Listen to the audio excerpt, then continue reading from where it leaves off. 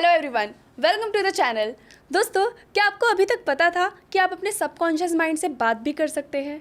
क्या आपको ये पता है कि जब आपके दिल और दिमाग में फ़ाइट हो तो आपकी किसकी सुननी चाहिए? क्या आपने कभी ये सोचा है कि सबकॉन्शियस माइंड से आप वो सब कुछ करवा सकते हो जो आप अपनी ज़िंदगी में चाहते हो? ऐसे सभी सवालों के आंसर करते हुए मैं आपको एक बहुत ही अमेजिंग पर्सन से मिलवाने वाली हूँ जिनका नाम है वेद प्रकाश। अगर आप इनके चैनल पर विज़िट करते हैं और अगर आप इनके कोर्स लेना चाहते हैं तो ये फ्री में कोर्सेज़ भी दे रहे हैं, तो आप इनके चैनल पे विज़िट करके, मैं डिस्क्रिप्शन में आपको बता दूंगी, उस चैनल पे जाकर आप इनके कोर्स भी ले सकते हैं। तो प्लीज़ डू विज़िट। एंड दोस्तों, चलिए शुरू करते हैं podcast with Ved Prakash sir. कैसे हैं सर आप? नमस्कार सपना जी, आप बताएं आप कैसी हैं? बहुत बढ़िया सर। वैसे कि सर मैं एक बार और कॉम्प्लीमेंट आपको दे चुकी हूँ, बट फिर से देना चाहूँगी, बहुत अच्छे लग रहे हैं। Thank you so much. लेकिन अभी आपको मैच नहीं कर पा रहा सेलिब्रिटीज़ के साथ बैठने में थोड़ा सा लो हो जाता है। सर मैं सबसे पहले, जैसे कि मुझे पता है कि आप एक NLP ट्रेनर हैं, तो एक बहुत इंपॉर्टेंट क्वेश्चन मैं आपसे पूछने जा रही हूँ। मैं चाहती हूँ इस पूरे पॉडकास्ट की शुरुआत ही इससे हो कि NLP में अपनी आइडेंटिटी को कैसे शिफ्ट किया जा सकता है। For example, I am not good enough से लेकर आई एम अनस्टॉपेबल, ये जो सफ़र है वो कैसे कर सकते हैं? बहुत अच्छा क्वेश्चन है और ये प्रैक्टिकली पॉसिबल है। एक्चुअली क्या होता है ना कि हमारे खुद के माइंड के अंदर हमारी एक इमेज इंस्टॉल्ड हो जाती है, या आप कह सकते हैं क्रिएट हो जाती है। मैं उसे सेल्फ इमेज कहता हूँ, और उस सेल्फ इमेज को ही कई बार हम आइडेंटिटी भी कहते हैं कि ये मेरी आइडेंटिटी है, ये मेरी पहचान है। ठीक है, तो होता क्या है कि एक इंसान अपने पास्ट से कई बार अपने आप को डिफ़ाइन करता है कि आज तक मैंने क्या एक्शंस लिए अपनी ज़िंदगी में, मैंने किस तरह से ज़िंदगी को लीड किया है, मेरे साथ किस तरह के इवेंट्स हुए हैं, मैंने रिजल्ट्स प्रोड्यूस किए हैं या नहीं प्रोड्यूस किए हैं। अब ये सारी चीज़ों के कॉम्बिनेशन से उसके माइंड में एक अपनी खुद की पहचान बनती है। बिल्कुल। तो कई बार क्या होता है कि जब एक इंसान अपनी जर्नी को देखता है और अगर उसका फोकस इन चीज़ों पे है कि मैं क्या क्या नहीं कर पाया, ध्यान से समझिएगा। एक्चुअली होता क्या है कि हम ज़िंदगी में बहुत कुछ करते हैं, लेकिन हम कुछ चीज़ों को चूज़ करते हैं, पिक करते हैं, और हमारा माइंड उन्हें ही जूम कर देता है। जैसे मैं अगर कहूँ आपको कि आप इस रूम में देखो और देखो येलो कलर कहाँ कहाँ है, तो आपको येलो कलर कुछ जगह पे दिखेगा। अगर अब मैं पूछूं कि वाइट कहाँ दिखा, ब्लैक कहाँ दिखा, तो दोबारा देखना पड़ेगा। क्यों? क्योंकि आप सेलेक्टिव हो गए थे, आप उस समय येलो कलर को ही चूज़ कर रहे थे, पिक कर रहे थे। तो सेम ऐसे ही जब कोई इंसान इस बिलीफ के साथ देखता है कि I am not good enough, या अपनी ज़िंदगी के कुछ एक्सपीरियंसेस को देखता है और वो ये महसूस करता है कि I am not good enough, तो वही चीज़ें एक्सपैंड हो जाती हैं। यानी ज़िंदगी में कई जगह वो शायद बेहतरीन परफॉर्म कर चुका है, लेकिन वो थॉट्स, वो मेमोरीज़ उसके माइंड में पॉपअप ही नहीं होते। उसके माइंड में सिर्फ वही मेमोरीज़ पॉपअप होती हैं जहाँ पे वो खुद को ये कह सकता है कि येस आई एम श्योर, है ना, देखो ये वेरीफाइड है, ये प्रूव्ड है कि I am not good enough, क्योंकि वो उन्हीं सेलेक्टिव मेमोरीज़ को देख रहा है। तो यहाँ से आप अनस्टॉपेबल तक की जर्नी पे जा सकते हैं। और मैं कई बार NLP में कहता हूँ कि लाइक दिस, आप यूँ चेंज कर सकते हैं अपने अंदर चीज़ों को, राइट।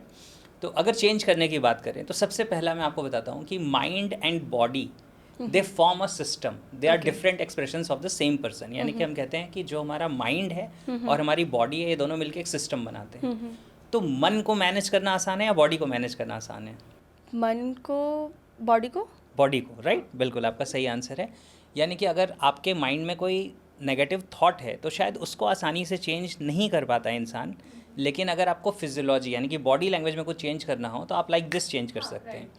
तो अगर आप आई एम नॉट गुड एनफ से अनस्टॉपेबल पे जाना चाहते हैं, और ये मैं अपनी एक वर्कशॉप में कराता भी हूँ लोगों को, तो मैं कहता हूँ कि शोल्डर्स वाइड करिए, बैकबोन स्ट्रेट करिए, चिन अप करिए, एक गहरी सांस लीजिए and find the confidence inside your existence. आपको बॉडी माइंड में कहीं कॉन्फिडेंस फील होगा, और अपने अंदर से आप मे बी 1 to 10 तक काउंटिंग कर सकते हैं, जिसमें हर काउंटिंग के साथ आप फील कर सकते हैं कि मेरा जो कॉन्फिडेंस है वो और रेज हो रहा है, और पावरफुल हो रहा है। और अपने माइंड में उन मेमोरीज़ को प्ले करिए जो जो चीज़ें आपने ज़िंदगी में की हैं, राइट, रादर दैन कि आप नहीं कर पाए। आप उन चीज़ों के बारे में सोचिए जो आपने की हैं। कभी आपने बहुत अच्छा खेला है, कभी आपने बहुत अच्छा बोला है, कभी आपने किसी चैलेंज या किसी परेशानी के टाइम पे अपने किसी क्लोज़ वन को हेल्प की है। अगर ये सारी मेमोरीज़ को हम प्ले करें इन द सीक्वेंस अपने माइंड के अंदर, तो हमारा कॉन्फिडेंस रेज होता जाएगा। और फिर एट 10 हम अपने आप को कह सकते हैं येस आई एम अनस्टॉपेबल, और वो एकदम से चार्ज आ जाता है अपने अंदर, पूरी फीलिंग आ जाती है। अब अगर इस चीज़ को एक इंसान टाइम टू टाइम रिपीट करता रहे और वो इस आदत को छोड़ के कि मैं कहाँ क्या नहीं कर पाया, वो इस तरफ शिफ्ट हो जाए कि मैं क्या क्या कर पाया और या मैं क्या क्या कर सकता हूँ या कर सकती हूँ, तो वो एक्चुअली अनस्टॉपेबल बन जाएगा, क्योंकि ये जो बिहेवियर है आपका वो आइडेंटिटी के साथ मैच करता है। अगर आपकी identity I am not good enough, तो आपका बिहेवियर भी होगा कि you will prove that you are not good enough. और अगर आपकी आइडेंटिटी है कि आई एम अनस्टॉपेबल, तो आपका बिहेवियर भी ऐसा होगा कि यू विल बिकम अनस्टॉपेबल, क्योंकि वो बिहेवियर आइडेंटिटी के साथ मैच करता है, राइट। तो ऑटोमेटिकली वो बिहेवियर फिर एग्जीक्यूट होना शुरू हो जाता है, फिर एक इंसान अनस्टॉपेबल बन सकता है।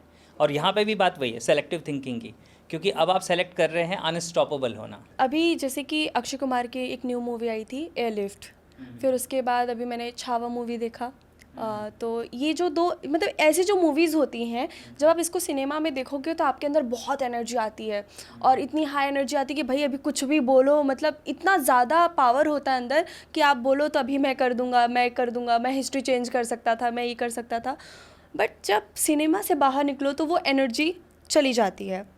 तो जब आप ये प्रोग्राम लेते हैं, जब आप NLP ट्रेनिंग करते हैं, तो उस टाइम आप जो एक्टिविटीज़ कराते हैं तो अंदर तो पावर आ जाता होगा, क्योंकि आपने एक्टिविटीज़ कराई है तो अंदर पावर आ गया कि यार ये तो करना है मुझे।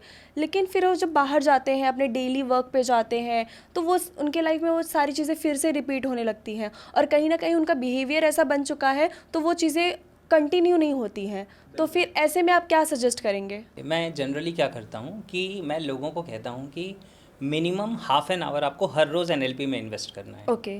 यानी कि अगर आप ये चाहते हैं कि आप अपनी ज़िंदगी में अनस्टॉपेबल बन जाएं या आप अपने बेस्ट वर्जन बन जाएं, तो आपको NLP को ऐसे नहीं समझना है कि बस एक बार कर लिया और हो गया। नहीं, NLP में जो आपने एक बार में सीखा है, चाहे आप वर्कशॉप में सीख रहे हैं या ऑनलाइन कोर्स के थ्रू सीख रहे हैं, आपको उसको अपनी ज़िंदगी में इंटरनलाइज करना है। ओके। जैसे मैं कई बार कहता हूँ कि ब्लड टेस्ट करें तो NLP पॉजिटिव आना चाहिए क्योंकि आपके अंदर NLP जब इतनी इंटीग्रेट होती चली जाती है, तब आपकी ज़िंदगी में ट्रांसफॉर्मेशन आता है। तो ये होगा कैसे? सबसे पहले तो ये है, मैं तो रोड मैप देता हूँ लोगों को। एक्चुअली NLP वर्कशॉप के लास्ट में, जब 5 डे की वर्कशॉप जब मैं करता हूँ, तो 5th डे एक रोड मैप देता हूँ कि this is the road map to implement NLP। तो मैं उसमें कहता हूँ कि अब आपको हर रोज़ अपने इस रोड मैप के ऊपर काम करना है। तो कहीं पे आप बिलीफ पे काम करते हैं, कहीं अपनी कम्युनिकेशन पे काम करते हैं, लेकिन सबसे पहले आप काम करते हैं अपने आउटकम्स पे, अपनी गोल्स पे, कि आपकी ज़िंदगी में गोल्स क्या हैं। तो आपने कोई भी स्किल सीखी, अगर आपने उस स्किल को इंटरनलाइज नहीं किया, आपने उसको प्रैक्टिस नहीं किया, तो कुछ समय बाद वो फेड अवे हो जाएगी। राइट। आपका जो टास्क है या जो बिहेवियर आपने नया लर्न किया है, वो इम्प्लीमेंट कब होगा? जब आपके पास कोई आउटकम होगा, कोई गोल होगा, उसके अकॉर्डिंग ही तो आप काम करेंगे ना। राइट। तो सबसे पहले उस चीज़ की ज़रूरत है। दूसरी जो चीज़ की ज़रूरत होती है वो होती है इन्वायरमेंट की। जैसे मैं एक एग्जांपल देता हूँ कि सपोज़ करो कि कोई इंसान है, वो मॉर्निंग वॉक पे जाना चाहता है। अब उसने अकेले शुरुआत की, तो इस बात के बहुत ज़्यादा चांसेस हैं कि वो 1 दिन, 2 दिन, 3 दिन, शायद 1 हफ्ते जाएगा, लेकिन उसके बाद फिर डिसकंटिन्यू हो जाता है मैक्सिमम लोगों का। बिल्कुल बिल्कुल। लेकिन अगर वो एक ऐसी कम्युनिटी के साथ जाना शुरू कर दे जिसमें शायद 10-12 लोग हैं और वो मॉर्निंग पे एक फ़िक्स टाइम पे जा रहे हैं वॉक करने, हाँ जी। तो अब इस चीज़ को सस्टेन करने के चांसेस बहुत ज़्यादा हैं। राइट। और हो सकता है कि उस ग्रुप में कुछ लोग आएंगे, कुछ टिकेंगे, कुछ निकल जाएंगे, कुछ नए आ जाएंगे, लेकिन ग्रुप सस्टेन करेगा। तो सेम इसी तरीके से जब आप NLP जैसी कोई चीज़ सीखते हैं और अगर आप एक कम्युनिटी के साथ कनेक्ट हो जाते हैं जहाँ पे और भी लोग इसे प्रैक्टिस कर रहे हैं, तो फिर आपका सस्टेन करना आसान हो जाता है। तो मैंने अपने में एक सिस्टम बनाया हुआ है कि एक फ्राइडे मैं क्वेश्चन आंसर करता हूँ, ओके। जिसमें फ्राइडे नाइट को मेरे सेशंस होते हैं जूम पे। तो जो भी मेरे नए स्टूडेंट हैं या पुराने स्टूडेंट हैं, चाहे वो स्टूडेंट 10-12 साल पहले भी उन्होंने मुझसे NLP सीखा हो, तो भी वो आके अपने सवाल पूछ सकते हैं। और नेक्स्ट फ्राइडे क्या होता है, प्रैक्टिस सेशन होता है, तो जिसमें जो कम्युनिटी में जो भी लोग प्रैक्टिस करना चाहते हैं वो आते हैं और वो किसी भी टॉपिक पे प्रेजेंटेशन देते हैं और बाकी लोग उनको फीडबैक्स देते हैं।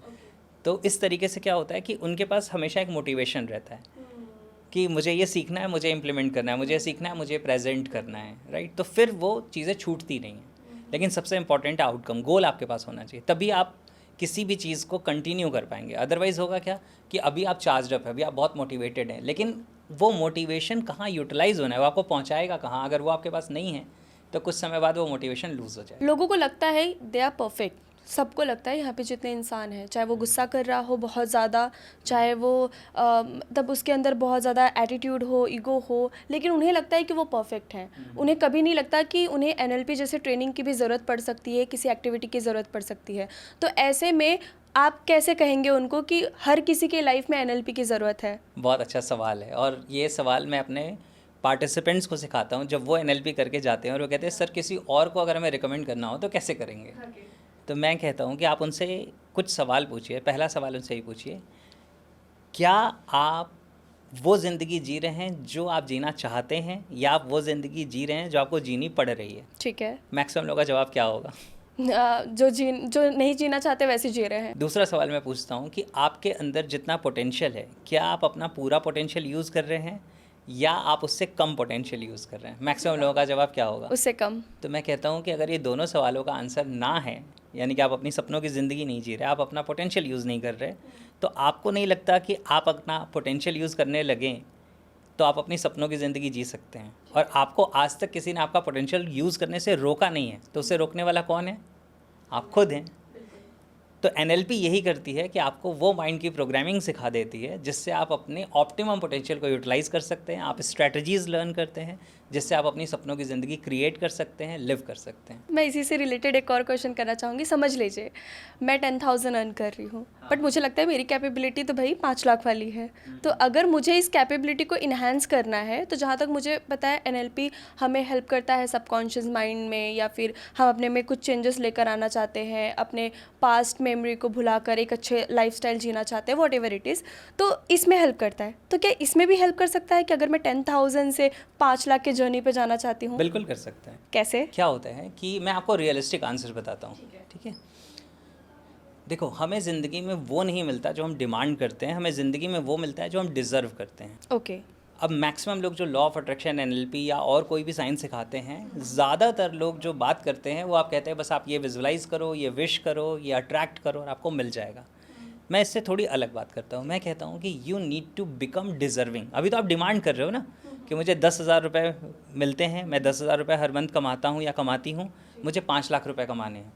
तो आप ये डिमांड कर रहे हो, लेकिन क्या आप अपने आप को 5 लाख की काबिलियत वाला इंसान बना रहे हो? ओके। तो पहली चीज़ जो है जहाँ पे रियल एनएलपी एक्चुअली वर्क करती है, और इसीलिए दुनिया के सारे बड़े और सक्सेसफुल लोग एनएलपी यूज़ करते हैं, ये हमें पता नहीं होता, राइट? मतलब गूगल और एप्पल जैसी कंपनी के टॉप मैनेजमेंट में भी एनएलपी को सिखाने वाले लोग हैं।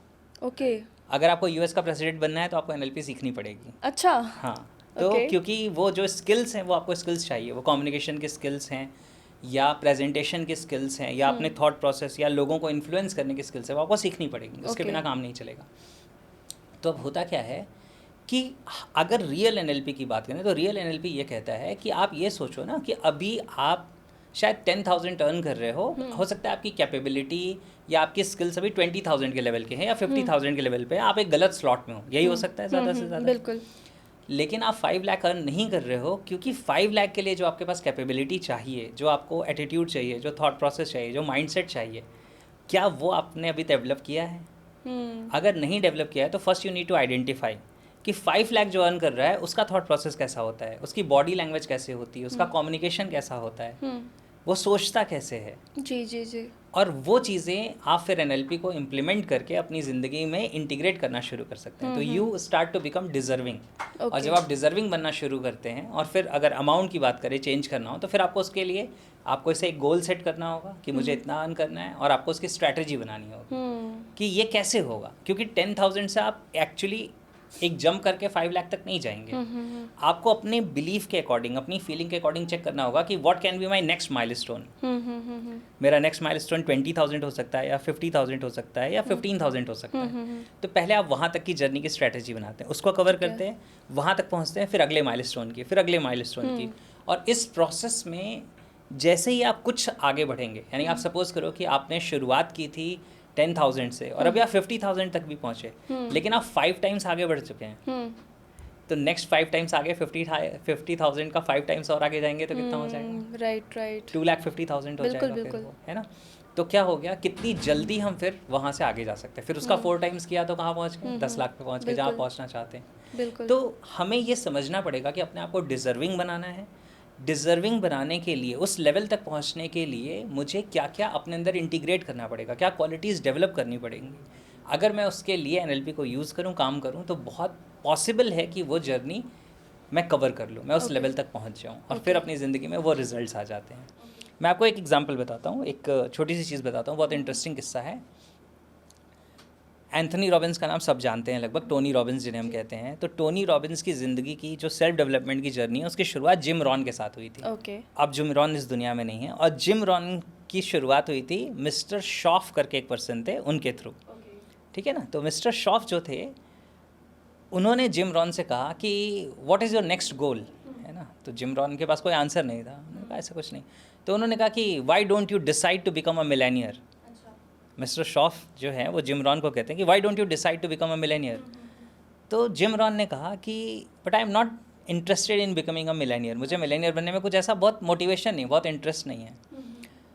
तो मिस्टर शॉफ ने क्या जवाब दिया कि I challenge you to become a millionaire, you become millionaire and you give away your $1 million। I am more interested in the person you will become in order to become a millionaire. तुम millionaire बनने के लिए किस किस्म के इंसान बन जाओगे, मुझे उसमें ज़्यादा इंटरेस्ट है। तुम पहले मिलेनियर बनो, उस प्रोसेस में तुम्हें मिलियंस मिलेंगे, तुम उसे भले डोनेट कर देना या जो चाहे वो करना, लेकिन वो कैपेबिलिटी तक तो पहुँचो। तो ये इस क्वेश्चन को आंसर करता है कि you need to become deserving. आपको डिज़र्विंग बनना पड़ेगा, आपको अपने आप को वैसा बनाना पड़ेगा जैसे लोग वो रिजल्ट क्रिएट करते हैं। ओके। तो सर ये पर्सन टू पर्सन कैरी करता है कि लाइक समझ लीजिए मुझे कोई चीज़ डेवलप करनी है, जैसे कि आपने कहा कि आपकी कैपेबिलिटी को आपको डेवलप करना पड़ेगा कि आप 10,000 से 50,000, 50,000 से 2.5 लाख और फिर 5 लाख तक पहुंच सके। तो ये जो कैपेबिलिटी होती है तो ये पर्सन टू पर्सन कैरी करता है या फिर NLP का होता है कि 1 मंथ में इतने में ही आप सीख लेंगे? नहीं, ऐसा नहीं होता। पर्सन टू पर्सन डिपेंड करता है हर इंसान की। NLP के बारे में हम कहते हैं NLP is all about subjective experiences. आपका सब्जेक्टिव एक्सपीरियंस कुछ और है ज़िंदगी का, मेरा कुछ और है, किसी और का कुछ और है। तो जैसे सपोज़ करो कि एक इंसान कह रहा है कि मुझे बिल्डिंग बनानी है, लेकिन आप जहाँ खड़े हो वहाँ पे 100 फीट का गड्ढा है, या वो प्लेन लैंड है, या ऑलरेडी वहाँ पे 50 फीट तक की बिल्डिंग बनाई जा चुकी है। तो हर इंसान का जो करंट स्टेट है, जिसे हम प्रेजेंट स्टेट कहते हैं NLP में, वो डिफरेंट है। तो हर इंसान अपनी जगह से शुरू करेगा, फिर वो कितना अडॉप्ट कर सकता है उसके अकॉर्डिंग उसको टाइम लगेगा, वो कितना एफर्ट कर सकता है। तो सबके लिए कोई 1 पॉइंट सॉल्यूशन नहीं है। इसीलिए हम NLP में इस बात को कहते हैं कि रिजल्ट ज़रूर प्रोड्यूस होते हैं NLP से, लेकिन हम ये नहीं कह सकते कि हर इंसान को इतना ही टाइम लगेगा। It is all about their subjective experiences और आपका बिलीफ सिस्टम कैसा है। कुछ लोग बहुत जल्दी चेंज कर लेते हैं, बहुत जल्दी अडॉप्ट कर लेते हैं, कुछ लोग उसी चेंजेस को अडॉप्ट करने में सालों लगा देते हैं। तो सर क्या आप ऐसा कह सकते हैं कि NLP अगर मैं अटेंड करती हूँ या फिर NLP की जो एक्टिविटीज़ है अगर मैं उसको फॉलो करती हूँ तो मेरी ज़िंदगी जीने का पूरा तरीका चेंज हो सकता है? डेफिनेटली बता। ओके, आप कोई ऐसा एग्जांपल शेयर करना चाहेंगे? मेरा खुद का बहुत बदला है, राइट। मतलब मेरी ज़िंदगी में क्या था कि मैं कंप्लेंट्स के साथ शुरू करता था। ओके। तो अब मेरे फादर नहीं हैं, अभी 1 साल पहले वो एक्सपायर हो गए, लेकिन मेरे बचपन में मैं क्या कहता था, मैं कराटे में बहुत अच्छा था, मेरे पापा ने वो नहीं करने दिया। ठीक है। मैं बास्केटबॉल में अच्छा था, वो नहीं करने दिया। मैं NCC में गया, मैं शूटिंग में बहुत अच्छा था, वो करना चाहता था, वो नहीं करने दिया। तो मेरे पास एक कंप्लेंट लिस्ट थी कि मैं ये करना चाहता था, वो उन्होंने करने नहीं दिया, राइट। सर तभी आप स्माइल कर रहे थे क्या जब मैं बता रही थी? तो हाँ, जब आप कह रहे थे ना कराटे कुंग फू ये सारी चीज़ें की हैं, तो मैंने उतना ज़्यादा नहीं सीखा, थोड़ा बहुत सीखा था। ओके। तो लेकिन मतलब मेरे कराटे के सर कहते थे, हमारे यहाँ वाइट के बाद येलो बेल्ट होता था, अलग अलग ऑर्गेनाइजेशन में अलग अलग कलर्स होते हैं। तो कहते थे तुम्हें येलो बेल्ट पे इतना मतलब स्किल्ड होना चाहिए कि तुम्हारी फाइट में ब्लैक बेल्ट से करा सकूं। तो वो इस तरीके से सिखाते थे। ओके। मतलब बहुत हार्श ट्रेनिंग होती थी हमारे टाइम पे, तो बहुत ज़्यादा। अब तो आपको बस वो करना होता है, टच नहीं कर सकते आप। हमारे में तो मार के मुंह तोड़ दो वाला सीन रहता था, राइट। तो कभी हम आते थे तो ये ओट फूला हुआ है, कभी पैर की उंगलियां सूजी हुई हैं, कभी कुछ हो रहा है, कभी कुछ हो रहा है, इतनी टूट फूट हो जाती थी। तो मैं अपनी खुद की लाइफ का आपको बता रहा हूँ कि मेरे पास, मैं लाइफ को कंप्लेन स्टोरी की तरह बताता था कि ये करना चाहता था, ये नहीं करने दिया गया, ये करना चाहता था, ये नहीं करना दिया गया।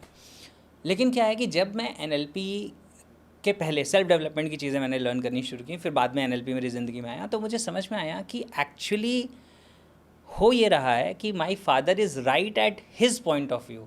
पहले मुझे लगता था मैं सही हूँ, वो गलत हैं। फिर मुझे समझ में आया कि मैं अपनी जगह सही हूँ और वो अपनी जगह सही हैं। गलत मैं भी नहीं हूँ, गलत वो भी नहीं है, लेकिन मैं अपनी जगह सही हूँ, वो अपनी जगह सही हैं। तो सबसे पहली चीज़ क्या हुई कि ज़िंदगी से जो कॉन्फ्लिक्ट्स थे वो रिड्यूस होने शुरू हो गए। मेरे और आपके बीच में कॉन्फ्लिक्ट कब आएगा? जब मैं कहूँगा मैं सही हूँ, आप गलत हो।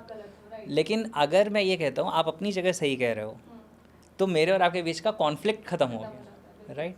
और ये मैं सिर्फ कह नहीं रहा हूँ, जब मैं ये रियलाइज़ कर रहा हूँ, तब रियलाइज़ करके अगर कह रहा हूँ तो सबसे पहले वो चीज़ें रिड्यूस हुई। मेरे रिलेशनशिप अच्छे होने शुरू हो गए, मेरे फादर से भी मेरे रिलेशनशिप बहुत अच्छे हो गए, राइट।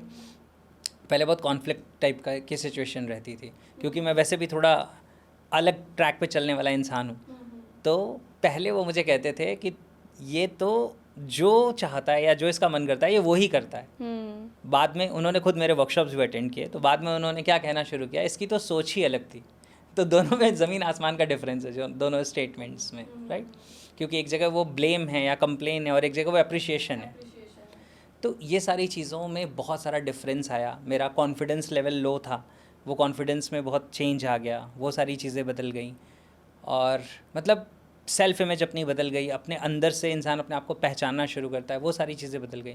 तो एनएलपी आपकी ज़िंदगी में मैजिकल शिफ्ट क्रिएट कर देता है। मतलब वो आपको आपका बेस्ट वर्जन बनाने के डायरेक्शन में वर्क करता है अगर आप उसे इम्प्लीमेंट करोगे। कभी ऐसा हुआ है सर कि एनएलपी का जो है, मतलब आपने इसको किया है अपने लाइफ में, एक वैल्यू ऐड किया, फिर उसके बाद कभी कभी कहीं पर वो गलत तरीके से काम कर गया हो? जैसे फॉर एग्जांपल कि आपने कहा कि मेरे पेरेंट्स के साथ मैं बहुत कंप्लेनिंग मोड में बात करता था और अभी मैं चेंज हो गया हूँ, अभी मैं अप्रिशिएट करता हूँ चीज़ों को। तो कभी ऐसा, कभी भी किसी भी पॉइंट पर ऐसा हुआ है कि आपने कंप्लेन ही किया हो, फिर आपको रियलाइज़ हुआ होगा यार मैं फिर से कंप्लेनिंग मोड में जा रहा हूँ क्या? ऐसा शुरू में होता था। अच्छा।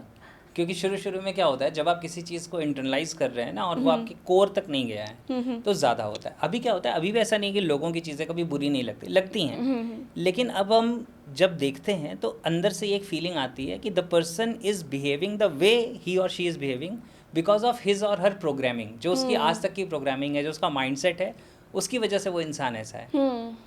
तो उससे क्या होता है ना कि जो कॉन्फ्लिक्ट है वो रिड्यूस हो जाता है, उससे जो फ्रिक्शन है वो रिड्यूस हो जाता है। फिर आप रिएक्ट नहीं करते, फिर आप रिस्पॉन्ड करते।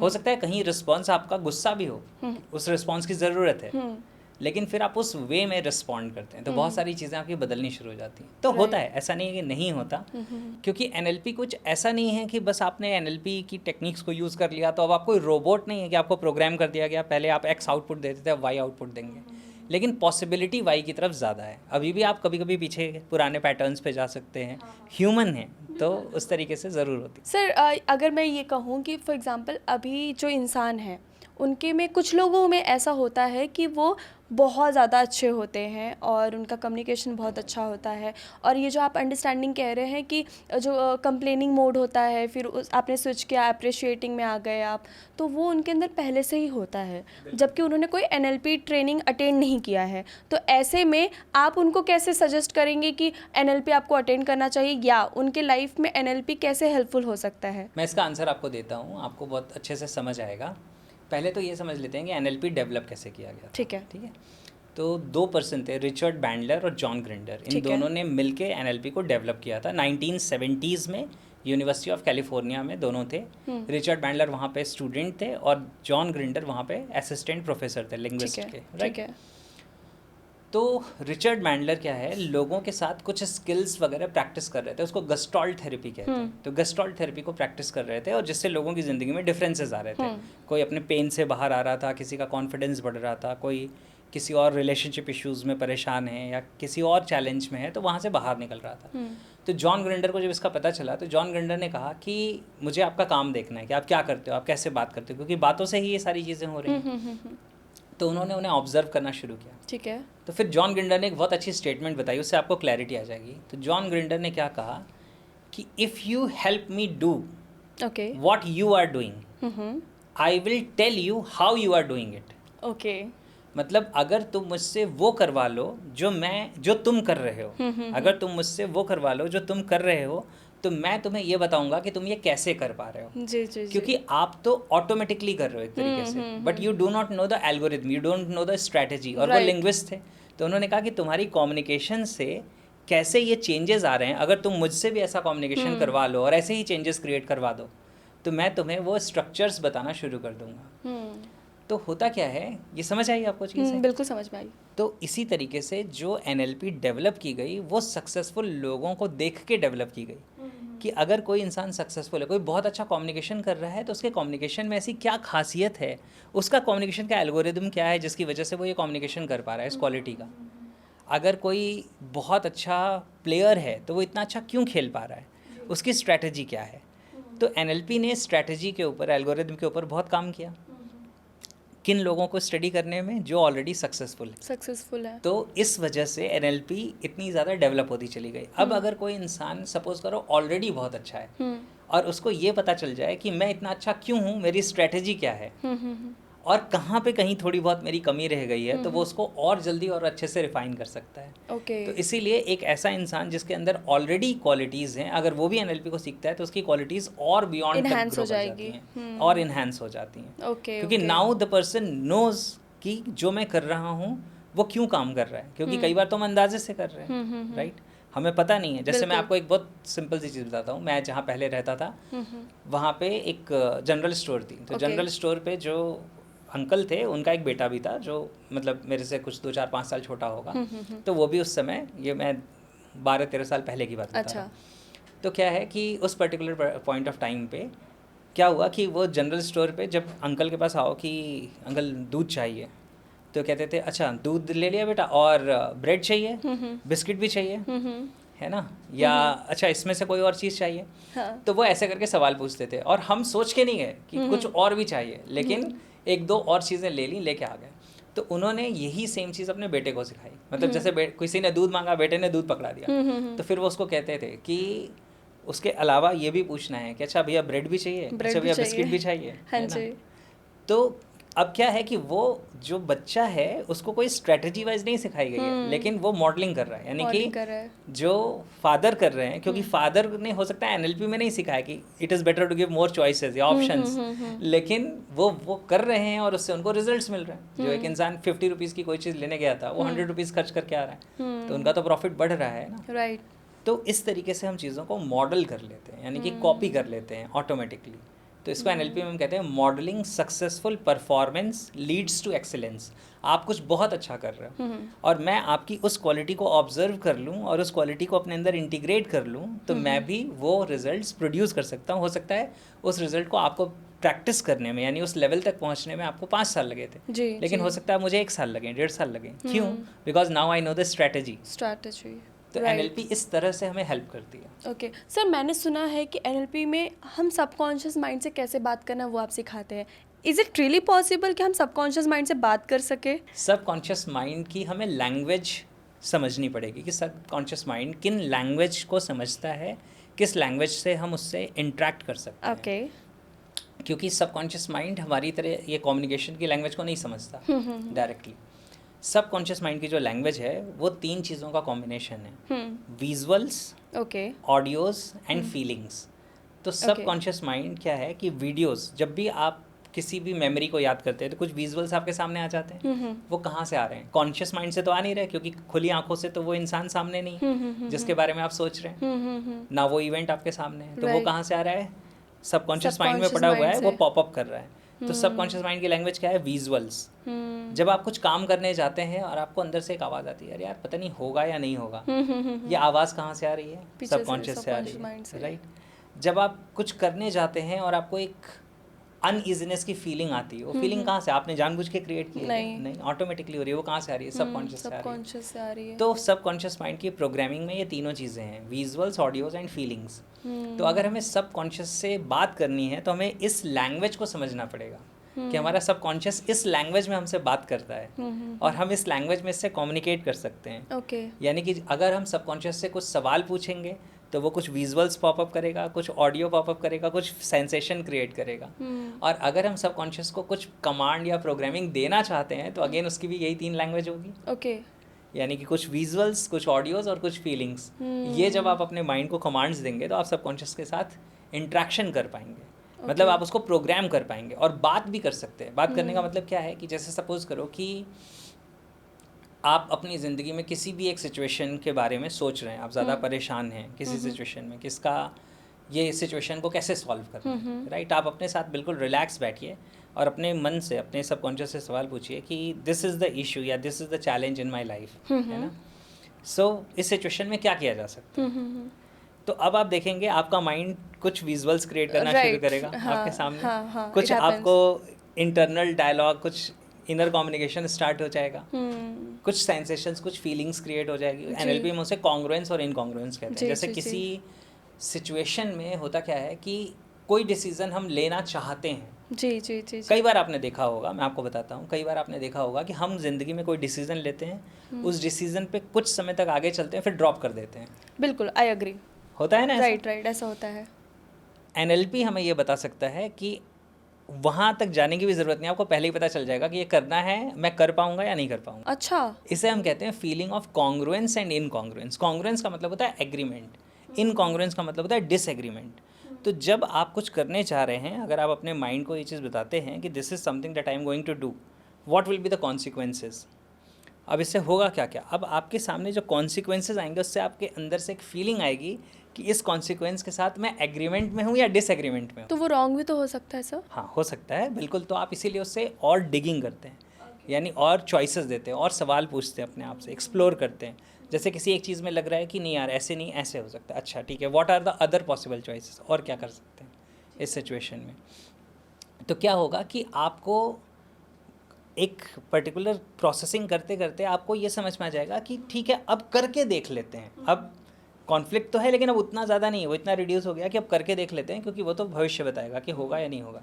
लेकिन अगर कॉन्फ्लिक्ट बहुत ज़्यादा है और आप करोगे तो आप ज़्यादा समय नहीं कर पाओगे, आप थोड़े समय के लिए कर लेंगे, राइट, किसी मोटिवेशन की वजह से कर लेंगे, किसी प्रेशर की वजह से कर लेंगे, लेकिन कुछ समय बाद क्या होगा, कुछ समय के बाद आपका माइंड आपके अगेंस्ट हो जाएगा और आप गिव अप कर दोगे, और हो सकता है तब तक आप चीज़ें और वर्स कर चुके हैं। सर माइंड, सबकॉन्शियस माइंड और हार्ट, इन तीनों में से अगर फाइट हो जाए कौन जीतेगा? माइंड और सबकॉन्शियस माइंड जिसे आप कह रहे हैं, तो आप शायद माइंड का मतलब कॉन्शियस माइंड कह रहे हैं। अच्छा, conscious, conscious mind, right. Conscious mind logical mind होता है। Okay. सबकॉन्शियस माइंड जो होता है वो हमारी इमेजेस, वीडियोस, फीलिंग्स, यानी कि जो स्टोर हाउस है वो वाला माइंड होता है। और जिसे आप हार्ट कहते हैं वो वो feelings बेसिकली वो फीलिंग्स हैं। तो वो फीलिंग्स भी कहाँ है, बेसिकली सबकॉन्शियस में सबकॉन्शियस में है। है ना। हाँ, सो इसके ऊपर एक बुक भी है, उसका शायद नाम है the heart of the mind या ऐसा कुछ है। क्योंकि एक्चुअली जो हम कहते हैं ना कि दिल में ऐसा लग रहा है या मेरा दिल ये कह रहा है, एक्चुअली आपका माइंड ही कह रहा होता है। अच्छा। सबकॉन्शियस ही कह रहा होता है, दिल अच्छा। कहाँ कुछ कहेगा, तो बेचारा धड़कता है, राइट। तो जी। वो तो उसका काम है। हाँ, लेकिन सेंसेशंस, फीलिंग्स बॉडी में हम किसी भी पार्ट में महसूस कर सकते हैं, तो हार्ट पे महसूस होती हैं कई बार। तो क्या होता है कि अगर हम फाइट की बात करें तो इसका मतलब है कि कॉन्शियस जो है वो अलग बात कह रहा है और अनकॉन्शियस जो है वो अलग बात, या सबकॉन्शियस जिसे आप कहते हैं वो अलग बात कह रहा है। इस वजह से दोनों के बीच में कॉन्फ्लिक्ट फाइट, चलता है। हाँ, फाइट होती है। इसमें ज़्यादातर सबकॉन्शियस जीत जाता है। अच्छा। क्योंकि कॉन्शियस जो होता है ना, कॉन्शियस जो है वो हम जनरली कॉन्शियसली अपनी ज़िंदगी में 10% चीज़ें करते हैं ओके और 90% चीज़ें अनकॉन्शियसली करते हैं, ऑटोमेटिकली करते हैं। ओके। जैसे हर स्मोकिंग करने वाले को पता है कि स्मोकिंग गलत है, गलत है, नहीं हाँ, करनी चाहिए, नहीं करनी चाहिए। लेकिन पता है कॉन्शियस को, हाँ। और स्मोकिंग का पैटर्न पड़ा है सबकॉन्शियस में। हाँ, तो जीतता कौन है? Right, subconscious, subconscious. राइट। तो लॉजिकली अगर हमें कोई चीज़ पता है कि ये सही है तो हम कई बार विल पावर लगा के करते हैं, कभी कभी सक्सीड भी कर जाते हैं। लेकिन ज़्यादातर होता ये है कि अल्टीमेटली हमारे माइंड के अंदर जो प्रोग्रामिंग है, पैटर्न्स है, वो सबकॉन्शियस में वो जीत जाता है। क्योंकि हम इमोशंस में आके, उन फीलिंग्स में आके अल्टीमेटली फिर वही करते हैं जो हमारे माइंड के अंदर प्रोग्रामिंग में पड़ा हुआ है, सबकॉन्शियस में पड़ा हुआ है। राइट। तो ज़्यादातर, तो अगर हम चाहते हैं कि हमारा कॉन्शियस माइंड जीत जाए तो हमें कॉन्शियस और सबकॉन्शियस को ट्यूनिंग में लेके आना पड़ेगा। अच्छा। यानी जो बात आपको लॉजिकली सही लग रही है वो आपको फीलिंग्स के लेवल पे भी जब सही लगने लगेगी तब जाके आप उस चीज़ को इम्प्लीमेंट कर पाएंगे और तब वो चेंज परमानेंट होगा। सॉरी सर, बट मैं थोड़ा सा यहाँ पे चेंज करना चाहूँगी, मैं रिलेशनशिप पे जाना चाहूँगी। कई बार ऐसा होता है लॉजिकली चीज़ें नहीं लगती कि कोई रिलेशन अच्छा है। फॉर एग्जांपल कोई बहुत ही लॉजिकल पर्सन है तो वो सोचता है कि यार यहाँ तो अगर मैं किसी लड़की से शादी कर रहा हूँ या लड़के से शादी कर रहा हूँ तो इसमें चैलेंज ये आ सकता है, लॉजिकली ये चैलेंज आ सकता है, मैं यहाँ तक पहुँच नहीं पाऊँगा, मेरा करियर अलग है, इसका करियर अलग है, तो यहाँ पे ये चैलेंजेस आ सकता है। लेकिन दिल कहता है, जैसे कि एक होता है सबकॉन्शियस माइंड में कि यार बस ये पसंद आ गई है या पसंद आ गया है, तो ऐसे में आप कैसे सजेस्ट करेंगे कि उन्हें क्या चूज़ करना चाहिए? देखो होता क्या है ना कि जो सबकॉन्शियस हमारा या जो हमारा दिल जीत जाता है ना, कई बार लंबे समय में वो सस्टेनेबल नहीं होता, इसीलिए इतने सारे रिलेशनशिप खराब होते हैं। बिल्कुल, आई एग्री। समझ आ रही है हाँ। आपको चीज़ें? क्योंकि होता क्या है कि कोई इंसान है, लॉजिकली तो हमें लग रहा है कि यार ठीक है ना, इससे बेहतर ऑप्शन ये है वो है, लेकिन ये मुझे दिल से पसंद है, या इसके लिए फीलिंग्स हैं, या इसके लिए इमोशंस हैं। अब उन इमोशंस और फीलिंग्स में आके हम उस रिलेशनशिप में आ जाते हैं, लेकिन कुछ समय बाद जिस इंसान के लिए ये लग रहा था कि इसके बिना नहीं जी सकते, उसी के लिए ये लगने लगता है कि इसके साथ नहीं जी सकते, इसके अलावा किसी के साथ भी जी लेते हैं। राइट। तो ये लगता है बस इस वाले को छोड़ के किसी के साथ भी किसी जिया के जा साथ सकता भी है, जिया जा सकता है, इसके साथ नहीं जी सकते, जबकि उसके पहले लग रहा था कि किसी के इसके साथ जी सकते हाँ हैं। कि बस इसके बिना तो फिर और कुछ भी नहीं है ज़िंदगी में। तो अगर आप रिलेशनशिप की बात करो ना, तो रिलेशनशिप में हमेशा एक चीज़ समझनी चाहिए कि इमोशंस और ये फीलिंग्स तो आएंगी ही, लेकिन हमें ये समझना चाहिए कि हमें उस इंसान के साथ रिलेशनशिप में जाना चाहिए जिसके साथ हमारी वैल्यूज़ मैच करती हैं। ये मोस्ट इम्पॉर्टेंट चीज़ है। वैल्यूज़ का मतलब होता है कि what is important to you, value का मतलब होता है what is important to you. जो आपके लिए इम्पॉर्टेंट है वो अगर मेरे लिए इम्पॉर्टेंट है तो हम लंबी जर्नी तक साथ जा सकते हैं, और जो मेरे लिए इम्पॉर्टेंट है वो आपके लिए अनइम्पॉर्टेंट है, जो आपके लिए इम्पॉर्टेंट है वो मेरे लिए अनइम्पॉर्टेंट है, तो फिर हमारी जर्नी, ये जो यूफोरिया ऑफ लव है, ये कुछ समय चलेगा, किसी का 1 महीने, किसी का 6 महीने, और उसके बाद फिर ये कॉन्फ्लिक्ट में बदल जाएगा। तो हमें वैल्यूज़ देखनी चाहिए। वैल्यूज़ का मतलब हो सकता है आपके लिए पेरेंट्स केयर बहुत इंपॉर्टेंट है, अगले के लिए ना हो तो आपका साथ में चल पाना मुश्किल हो जाएगा। तो हो सकता है कि आपका कोई बहुत स्ट्रांग रिलीजियस या पॉलिटिकल व्यू है और अगले पर्सन का दूसरा है, अब आपकी वैल्यूज़ मैच नहीं करती, अभी कितना भी प्यार हो, लेकिन कुछ समय, अभी ये जो प्यार वाला हिप्नोसिस है, यूफोरिया है, ये कुछ समय बाद ख़त्म हो जाएगा। जब ये ख़त्म होगा तो वैल्यूज़ ही हैं जो आपको टुगेदर रखेंगी और आपकी जर्नी को स्मूथ बनाएंगी। तो अगर रिलेशनशिप में डिसीज़न लेना है तो मैं कहता हूँ कि वैल्यूज़ अपनी आपको चेक करनी चाहिए। और जब मैं कहता हूँ, कुछ लोग कहते हैं सर आपके अकॉर्डिंग चलो तो फिर तो कोई शादी ही ना करे, है ना, आप तो बच्चों को शादी ही नहीं करने दोगे। मैं ऐसा नहीं कहता, मैं ये कहता हूँ कि आपकी ज़िंदगी के लिए सबसे अच्छा पर्सन कौन है। अगर आपको ये देखना है तो ये मत सोचो कि लड़की चाय लेके आ गई और हमने उसकी प्रोफाइल पिक्चर देख ली और उसका बायोडाटा पढ़ लिया, या लड़के को देख लिया वो एक जॉब में है, इससे कुछ नहीं होता। जिस इंसान के साथ आप एक दोस्ती का रिलेशन मेंटेन कर सकते हैं कुछ समय तक, जिसमें आपको उसके पॉजिटिव और नेगेटिव्स पता चलते हैं, उसे आपके पॉजिटिव और नेगेटिव्स पता चलते हैं, और फिर आपकी वैल्यूज़ मैच करती हैं, अगर ऐसे इंसान के साथ आप लाइफ पार्टनर बनने का या बनाने का डिसीज़न लेते हैं तो इस बात के चांसेस, लड़ाई हर जगह होगी, कॉन्फ्लिक्ट्स हर जगह आएंगे, लेकिन फिर भी ये वाली सिचुएशन में आपकी ज़िंदगी काफ़ी बेहतर हो सकती है जो एक्सीडेंटल मैरिज हो रही है उसके कंपैरिजन में। जैसे लोग लव मैरिज कहते हैं वो भी एक्सीडेंटल है, अभी देख के वो पहली नज़र का प्यार हो गया किसी को, वो कितने दिन चलता है राइट। या अरेंज मैरिज में हो गया कि बस थोड़ा सा देखा कि हाँ लड़की के घर वाले अच्छे हैं, अच्छा काम करते, अच्छी पढ़ी हुई है, वो घर आने के बाद बताएगी है ना। और यही हाल लड़के का भी है। तो इस सिचुएशन में क्या होता है कि मैरिजेस पहले क्यों चल जाती थी, इसलिए चल जाती थी क्योंकि पहले हमारे लिए जो चैलेंज था वो सर्वाइवल था। पहले हमारे लिए एक फैमिली के जो उसका मुखिया होता था, उसकी जो रिस्पॉन्सिबिलिटी होती थी वो होती थी कि परिवार जी ले। मतलब आप अपने पेरेंट्स या उनके पेरेंट्स के टाइम को देखिए तो उस समय सर्वाइवल जो था वो सबसे बड़ी चीज़ थी, ये हमारे पेरेंट्स के टाइम तक भी थी। तो उस समय इतना लड़ने झगड़ने का टाइम ही नहीं होता था। उस समय तो ये होता था कि भैया तुम काम पे जाओ, तुम कमा के लाना, उससे हमारा घर चल लेगा, हम खा लेंगे, बच्चे पढ़ लेंगे जी। तो इस बॉन्डिंग की वजह से, उस चीज़ों की वजह से क्या होता था कि वो कॉन्फ्लिक्ट्स उतने ज़्यादा होते नहीं थे। मतलब मैक्सिमम लोगों के घरों में, अब भाई कहीं किसी के यहाँ कोई अल्कोहल एब्यूसिव है या फिजिकली बहुत ज़्यादा एब्यूसिव है, मारने पीटने वाला है, तो बात अलग है, अदरवाइज़ मैक्सिमम लोगों का चल जाता था क्योंकि प्रायोरिटी कुछ और थी। अभी आज जो चीज़ें हैं, आज सर्वाइवल का चैलेंज मैक्सिमम लोगों को नहीं है, सर्वाइवल सबका हो रहा है। तो वो कहते हैं ना कि जब वो कहते हैं stomach is empty one problem, stomach is full countless problems. तो पेट भरा हुआ है तो प्रॉब्लम्स ज़्यादा हैं, राइट। कि मुझे तुम्हारा ये अच्छा नहीं लग रहा, मुझे तुम्हारा ये अच्छा नहीं लग रहा, तुम्हारे साथ तो चल नहीं पाएगा, फिर ये सारी सिचुएशंस हो जाती हैं। तो गाइस अगर आपको शादी भी करना है ना तो पहले NLP ट्रेनिंग ले लो सर कोई ऐसी मुझे ट्रिक बताइए, फॉर एग्जांपल आज तो इतने आपको पता है डाइवोर्स भी बहुत हो रहे हैं, रिलेशन टिकते ही नहीं है, तो ऐसा कोई टेक्निक है NLP में कि मेरे सबकॉन्शियस माइंड में बस वही बंदा चलता रहे और कोई पसंद ही ना आए तो ऐसा कोई टेक्निक जो लड़का लड़की दोनों को मिल सके? देखिए ये मैंने एंथनी रॉबिन्स से सीखा था। अच्छा, हाँ, मतलब है भी टेक्निक? हाँ टेक्निक है, उसको इम्प्लीमेंट करेंगे तो रिजल्ट मिलेगा, लेकिन मैक्सिमम लोगों के साथ होता है टेक्निक तब मिलती है जब शादी हो चुकी है राइट। तो जिनकी नहीं हुई है अगर उन्हें मिल जाए और वो इम्प्लीमेंट करें तो उनके लिए अच्छा है। क्या होता है, इसको एंथनी रॉबिन्स कहते हैं कि सबसे पहले define your partner from haven.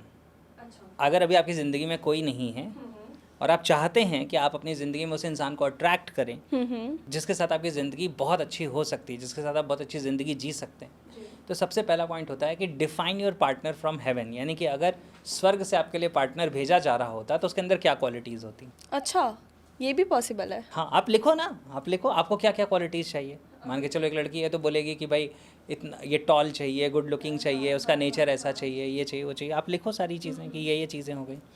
उसके बाद सेकंड है, उसे कहते हैं define your partner from hello. Okay. और एंथनी रॉबिन्स ने खुद अपनी ज़िंदगी से ये चीज़ बताई कि मैंने ये काम नहीं किया था। एंथनी रॉबिन्स की जो पहली वाइफ थी,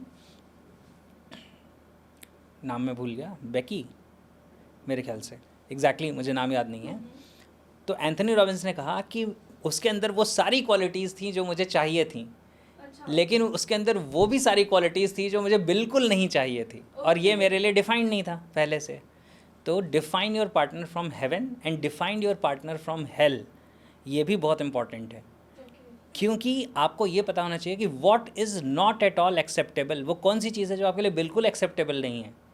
क्योंकि हो सकता है कि आप सिर्फ अट्रैक्ट करो, आपने लॉ ऑफ अट्रैक्शन सीख लिया कि मुझे तो ये क्वालिटी चाहिए, ये क्वालिटी चाहिए, और आपके सबकॉन्शियस को ये पता ही नहीं है कि ये तो चाहिए लेकिन क्या नहीं चाहिए। पता चला उसके अंदर ये तो सारी चीज़ें हैं, लेकिन वो भी कुछ ऐसी चीज़ें हैं जो आपके लिए एक्सेप्टेबल ही नहीं है, और वो फिर इंसान ज़िंदगी में आ जाएगा क्योंकि आपने माइंड में तो इसी की प्रोग्रामिंग कर रखी है, और फिर उसके साथ जीना मुश्किल हो जाएगा। तो define your partner from heaven, define your partner from hello, यानी कि कौन सा इंसान है जिसकी वैल्यूज़ आपके साथ मैच करती हैं, कौन सा इंसान है जिसकी वैल्यूज़ बिल्कुल मिसमैच करती हैं। ये दो चीज़ें हो गई। ये कैसे करते हैं सर? आपको मतलब वैल्यूज़ का मतलब आपको कौन सा इंसान है जो आपके लिए सपनों का लाइफ पार्टनर हाँ, हो लाइफ सकता पार्टनर है ना। तो उसकी क्वालिटीज़ क्या क्या होंगी, तो But, क्वालिटीज़ में for वैल्यू आ गई ना। हाँ, फॉर एग्जांपल मैं समझ लीजिए मैं आपसे मिल रही हूँ, ठीक है, मुझे आपके बारे में तो उतना खास पता नहीं होता, और कई बार तो ऐसा होता है शादी के पहले इंसान कोई और होता है, शादी के बाद बदल जाता है। तो ऐसे में क्योंकि कई बार सिचुएशन भी इंसान को चेंज करता है, राइट, तो फिर ऐसे में तो डिफाइन करना डिफिकल्ट हो जाएगा। तो सबसे पहले define your partner from haven, यानी उसके अंदर सारी क्या क्या अच्छी क्वालिटीज़ चाहिए आपको।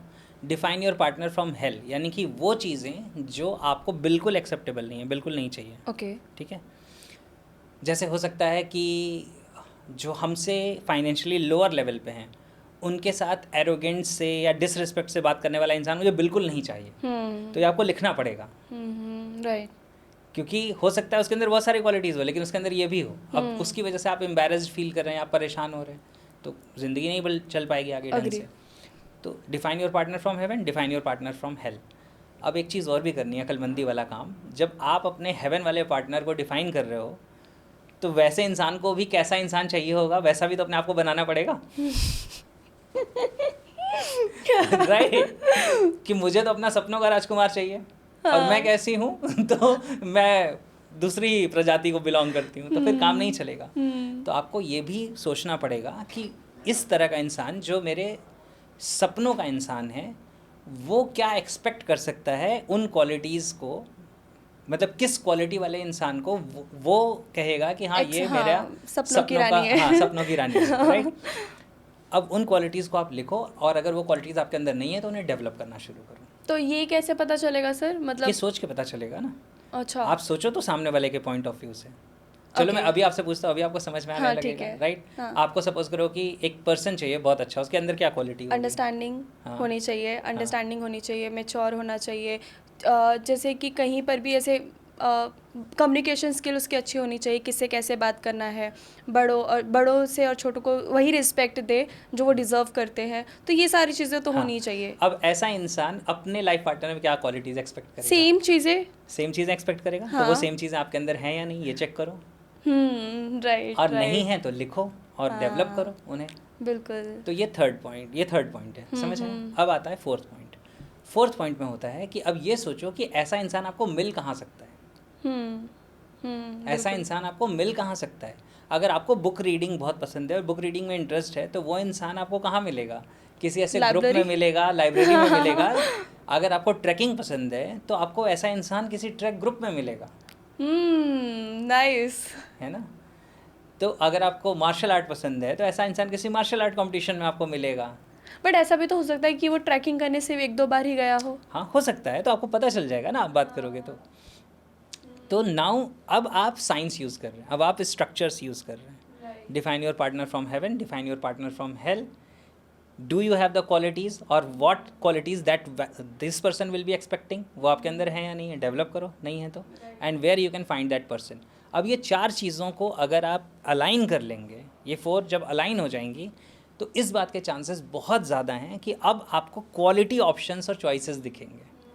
अब इसके साथ जिसके साथ अब आपकी फीलिंग्स मैच करती हैं, जिसके साथ आपके वैल्यूज़ मैच करते हैं, इसीलिए मैं कहता हूँ कि अगर फ्रेंडशिप एक लंबे समय तक रह सकती है, आप कहो ना कोई मैच्योर इंसान है तो आप उससे बोलो ना कि लेट्स बी फ्रेंड्स, फिर देखेंगे, है ना।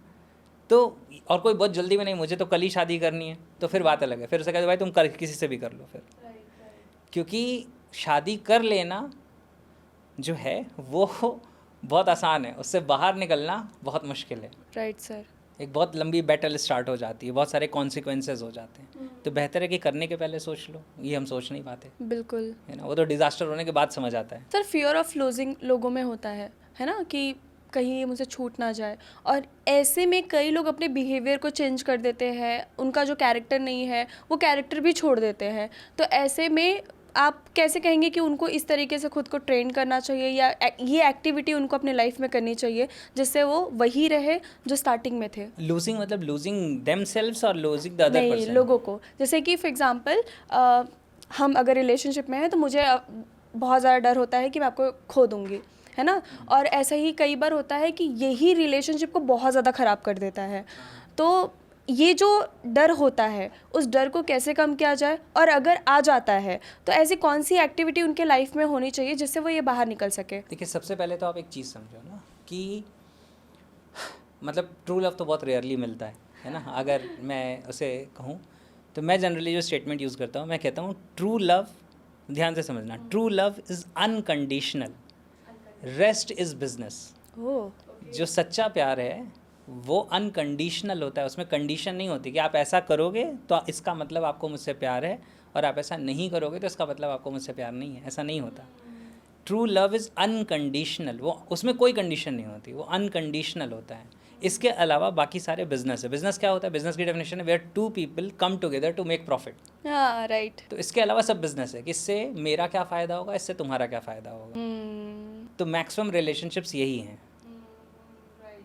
2 लोग साथ में भी हैं तो मैक्सिमम वो बिजनेस डीलिंग में ही हैं, राइट।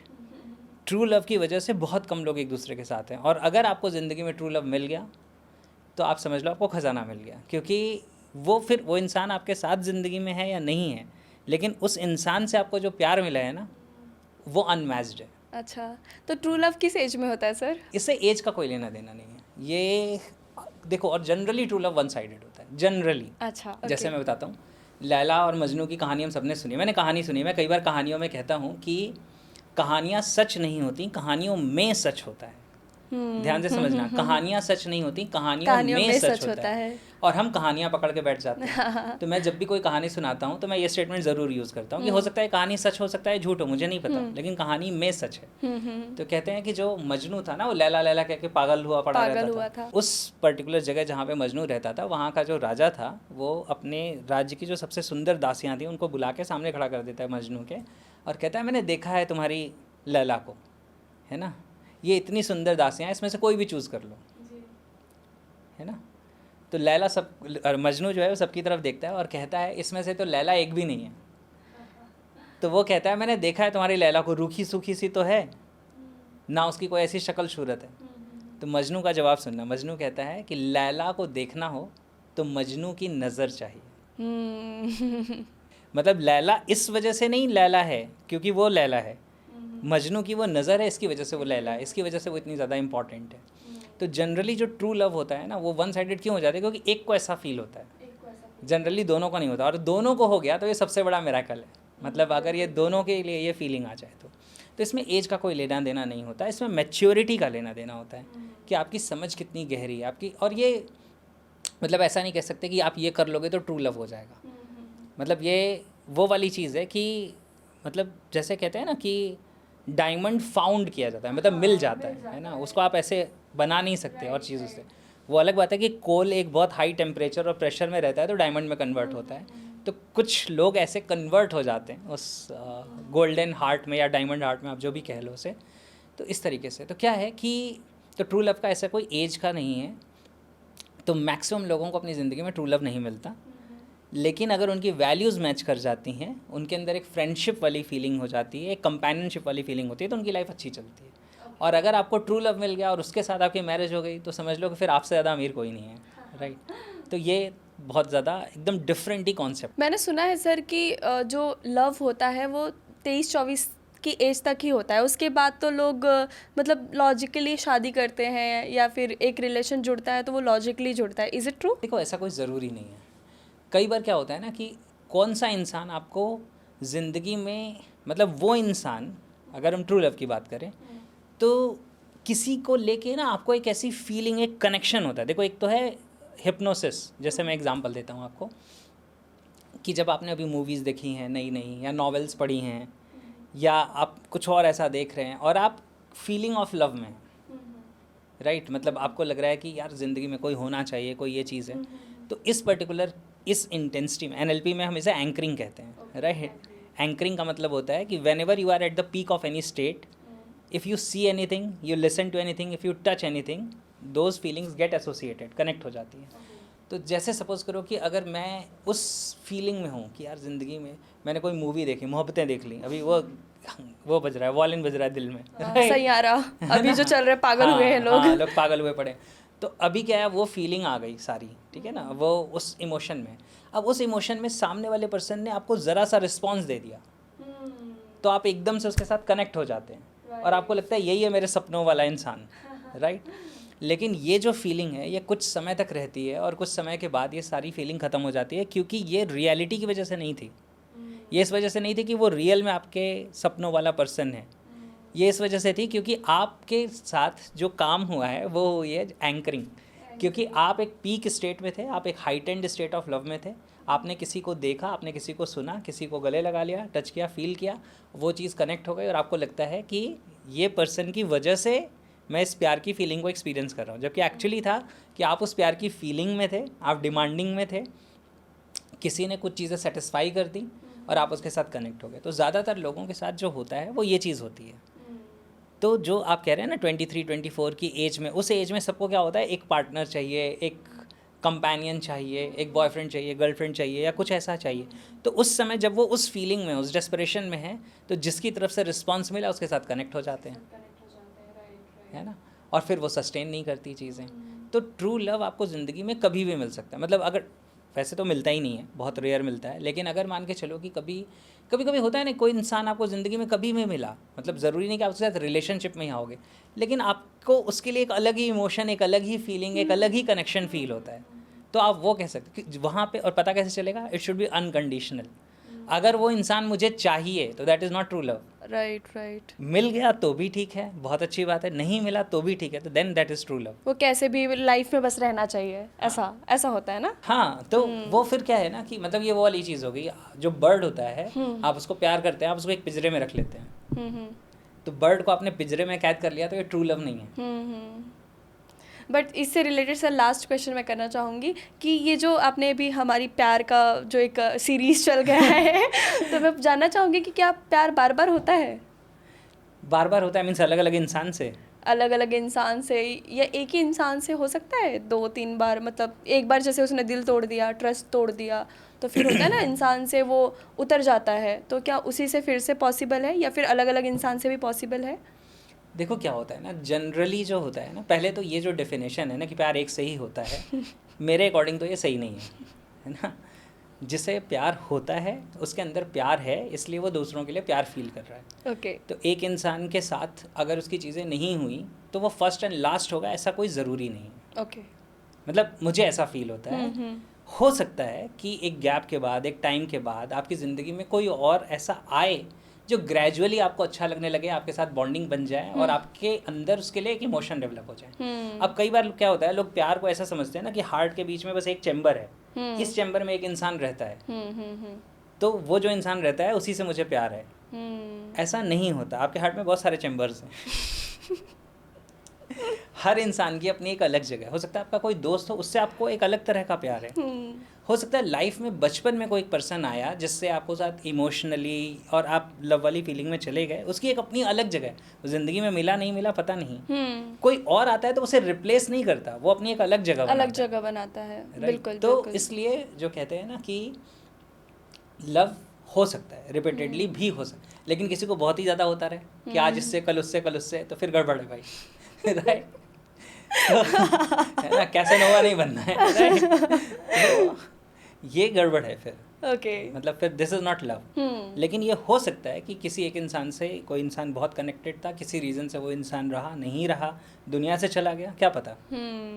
और फिर हो सकता है कि किसी और के साथ आप कनेक्ट हो गए अपनी ज़िंदगी में, तो उसको रिप्लेस नहीं करते हैं, वो अपनी जगह उसकी है, फिक्स है, उसकी जगह अलग है और इसकी जगह अलग है। राइट, बहुत अच्छा आंसर किया सर आपने।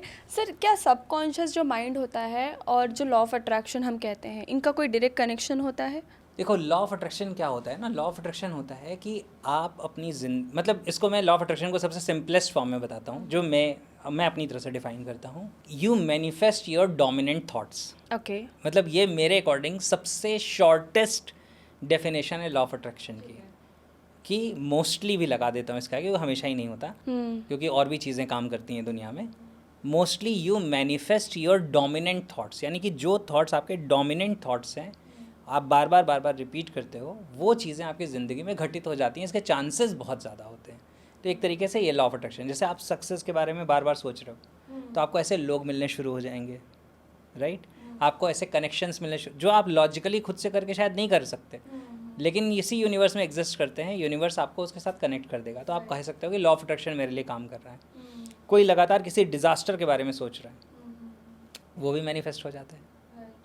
राइट, जो हमेशा सोच रहा है यार मैं तो एवरेज हूँ, वो एवरेज ज़िंदगी मैनिफेस्ट कर लेता है। जो सोच रहा है कि मैं एक्स्ट्रा ऑर्डिनरी हूँ, वो एक्स्ट्रा ऑर्डिनरी कर ले रहा है। जो कह रहा है कि I am here to create history, वो हिस्ट्री क्रिएट कर देता है। तो you manifest your dominant thoughts. अब होता क्या है कि ये थॉट्स होते कहाँ हैं? सबकॉन्शियस में।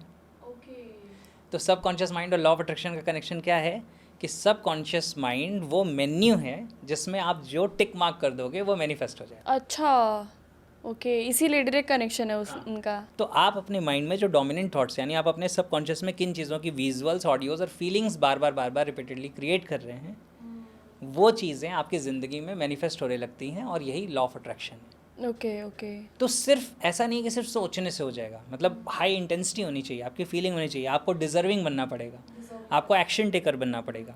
और इस एक्शन का मतलब ये नहीं कि सब कुछ आप ही कर डालोगे, नहीं, कई चीज़ें आप करोगे, कई चीज़ें अपने आप हो जाएंगी, आपको पता भी नहीं चलेगा। आज आपने भी एक्सपीरियंस किया होगा कि कई ऐसे लोग जिनके बारे में आपने कभी सोचा नहीं था, लेकिन उनसे किसी तरीके से आपका कनेक्शन बन गया।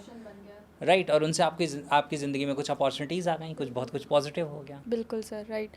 तो सर, ये जो सबकॉन्शियस माइंड होता है, लाइक इससे हम जब बात, आपने कहा कि हम सबकॉन्शियस माइंड से बात कर सकते हैं, तो क्या उसका कोई पर्टिकुलर टाइम होता है जहाँ हम बात कर सके? देखो, क्या होता है ना कि जब हमारा कॉन्शियस माइंड रिलैक्स स्टेट में होता है, तो उस समय हम अपने सबकॉन्शियस की प्रोग्रामिंग ज़्यादा कर सकते हैं। जैसे माइंड, जो ब्रेन है ना, ब्रेन की अलग अलग फ्रीक्वेंसीज होती हैं। अल्फ़ा लेवल है, बीटा लेवल है, थीटा है, डेल्टा है, ऐसे अलग अलग लेवल्स हैं। आज तो आप वॉच भी लगा के सोते हैं तो आपको वो दिखाता है ना कि स्लीप आपकी किस लेवल पे थी, कोर है या साउंड स्लीप है या अवेक हैं आप, क्या चीज़ें हैं। तो क्या होता है कि जब हम, जैसे अभी जिस स्टेट में हम बैठे हैं, हम कुछ हद तक बीटा में हैं, लेकिन हम रिलैक्स कम्युनिकेशन कर रहे हैं तो कुछ अल्फ़ा के पास भी हैं। ओके। वरना जो डे टू डे लाइफ है जिसमें हम चलते फिरते हैं, बहुत काम करते हैं, हम बीटा लेवल पे होते हैं। तो बीटा लेवल में कॉन्शियस माइंड ज़्यादा एक्टिव होता है, तो सब कॉन्शियस की प्रोग्रामिंग कम हो पाती है, क्योंकि लॉजिकल ज़्यादा काम कर रहा है उस समय। ओके। तो होता क्या है कि सब कॉन्शियस को अगर हम प्रोग्राम करना चाहते हैं, तो आप रिलैक्स स्टेट में अगर आप अपने साथ कन्वर्सेशन करते हैं, तो वो सब कॉन्शियस को ज़्यादा अच्छे तरीके से प्रोग्राम करता है, तो जिसे हम कहते हैं अल्फ़ा स्टेट। तो अल्फ़ा स्टेट में जब आप मेडिटेशन करते हैं, आप अल्फ़ा में जाते हैं। जब आप सुबह सो के उठते हैं, तब आप अल्फ़ा में होते हैं। जब आप रात में सोने जाते हैं, रिलैक्स हो रहे होते हैं, तब आप अल्फ़ा में होते हैं। लेकिन आप किसी भी समय, ज़रूरी नहीं कि सुबह उठते हुए और रात में सोते हुए ही, आप किसी भी समय अपने आप को, बॉडी को रिलैक्स करके, अपने आप को रिलैक्स छोड़ के, अपने मन को शांत करके अल्फ़ा स्टेट में जा सकते हैं। और उस समय आप जो सोचते हैं, जो विजुअलाइज़ करते हैं, उसका असर आपके ऊपर ज़्यादा होता है। सर जैसे कि अभी आपसे बात करी थी रिलेशनशिप के ऊपर, जहाँ पे आजकल के लोग ज़्यादा ही इन्वॉल्व होते हैं और आज के जो यूथ है उनको ज़्यादा इससे इफ़ेक्ट भी पड़ रहा है। तो कहीं ना कहीं अगर मैं बात करूँ स्टडी में, तो बहुत आजकल बहुत डिस्ट्रैक्शन भी हो गए हैं। तो ये जो डिस्ट्रैक्शन में उनके अगर परसेंटेज कम आ जाए या फिर कुछ भी उनके लाइफ में ऐसे चीज़ें हो जाए तो उनको बहुत ज़्यादा इफ़ेक्ट करती है, और वो फेलियर वो एक्सेप्ट ही नहीं कर पाते हैं। मतलब वो मार्क्स भी कम आना, और कई आपको भी पता होगा कि बहुत लोग आत्महत्या वगैरह भी कर लेते हैं। तो ये सारी चीज़ें क्यों हो रही हैं? देखो क्या है ना कि एक्चुअली हमारी जो स्ट्रेस बियरिंग कैपेबिलिटी है वो बहुत तेज़ी से रिड्यूस हो रही है। इसके पीछे बहुत बड़ा जो चैलेंज है ना वो ये है। ओके। देखो मैं जब पेरेंटिंग पे कभी बात करता हूँ तो मैं कहता हूँ कि होता क्या है कि पेरेंट्स को बच्चे को तैयार करना चाहिए ज़िंदगी को फेस करने के लिए। ओके। यानी parents should prepare their child to face life. हो ये रहा है कि parents are preparing life for their child. यानी पेरेंट्स क्या कर रहे हैं, बच्चे को ज़िंदगी के लिए नहीं तैयार कर रहे हैं, ज़िंदगी को बच्चे के लिए तैयार कर रहे हैं कि मैं इतने पैसे कमा के रख दूँ, मैं इतना सेटअप बना दूँ, मेरे बच्चे को कुछ करना ना पड़े, उसको कोई दिक्कत नहीं आए, उसको ऐसे इन्वायरमेंट में डाल दूँ जहाँ पे वो ओवर प्रोटेक्टेड है, जहाँ उसको कोई दिक्कत नहीं हो रही है, जहाँ पे उसके लिए कोई थ्रेट नहीं है। तो आपने अगर ये सारे जो चैलेंजेस है ज़िंदगी के काट दिए तो उस बच्चे की ग्रोथ कैसे होगी? वो चैलेंज को बियर करने की कैपेबिलिटी कहाँ से लाएगा? मतलब हमारे पर्टिकुलर टाइम में तो मेरा एक दोस्त था, दोस्त मतलब क्लास में पढ़ता था, तो उसको उस समय विंटर सीजन था। तो उसका नाम भी मुझे याद है, पता नहीं पॉडकास्ट में लेना चाहिए या नहीं। सब्यसाची नाम था उसका, सब्यसाची भट्टाचार्य। तो हो सकता है क्या पता वो भी ये पॉडकास्ट सुन ले। तो क्या हुआ कि कुछ जो भी उसने किया होगा, तो ब्लेज़र पहना हुआ था, ग्रीन कलर का ब्लेज़र हुआ करता था, और सर ने डंडे से उसकी खूब धुलाई की, है ना, मतलब अच्छे से पिटाई हुई उसकी, यहाँ पे बैक आया तो फिर अपना ऐसे से झाड़ता है। कह रहा है यार इस बार ड्राई क्लीनिंग के पैसे बच गए। तो क्योंकि अच्छे से धुलाई हो गई उसकी।